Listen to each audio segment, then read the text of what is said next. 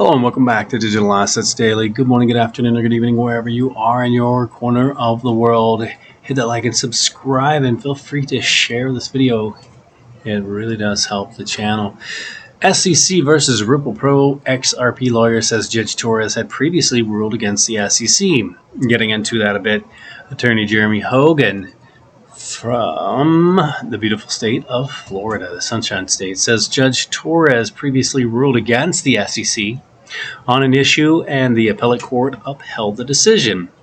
So as an XRP community member, continue to anticipate the final verdict of the ongoing legal battle between the US SEC and Ripple.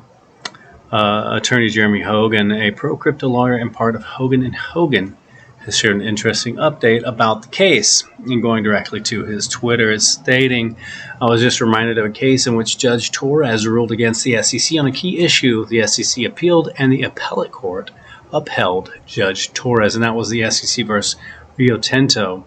And he says, just don't ask how long the whole process took.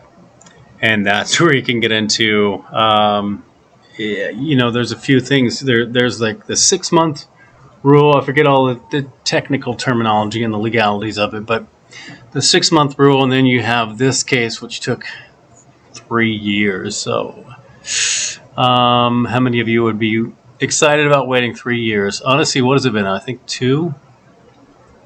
I just blanked on actually when the original case began for her, but no, it's actually not too far away. So you can see that must be her kind of timeline. Maybe that's why they picked her, for the delay reasoning of that, potato, tomato, tomato. Some people are saying, it's a legit, and some people are saying it's an intentional delay, but we'll see. I mean, if the end result is what we expect, you and I, then I think, how we got there is almost irrelevant. So shame on U.S. regulators. John Deaton calls out the SEC.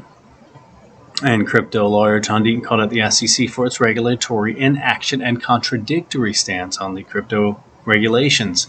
Shame on U.S. regulators, said the popular lawyer known for his impassioned advocacy for XRP.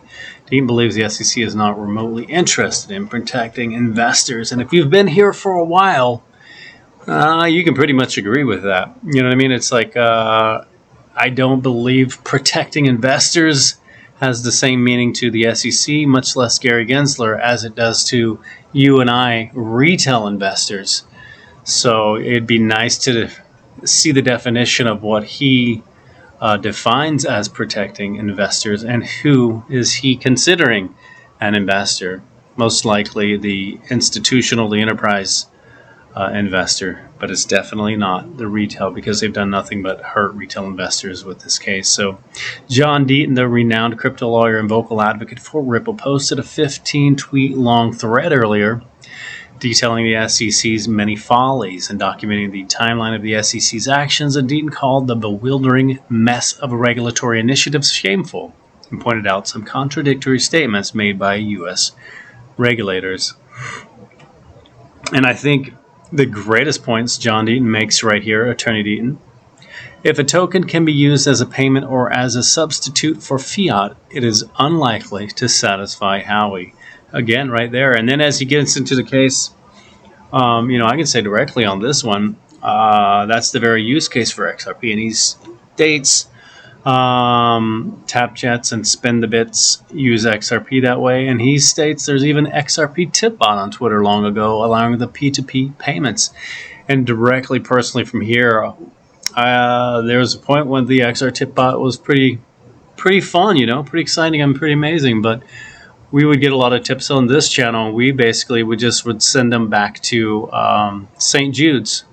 The majority, if not all of the ones that we got, were sent back to St. Jude's. I think the only exception to that rule would be there was a day or two where we actually just went down the St. Jude's list, and for the people who were donating to them, then we were tipping them with XRP. So other than that, again, it was back directly or / indirectly to the St. Jude's, because there was a few, I think there was one point, like, what was it, Faith Hill, Tim McGraw, there was like a whole page one time of like country artists and a few other like companies, and we just sent them a little XRP tip for their donations for helping the children at St. Jude's. You know, we've known a lot of people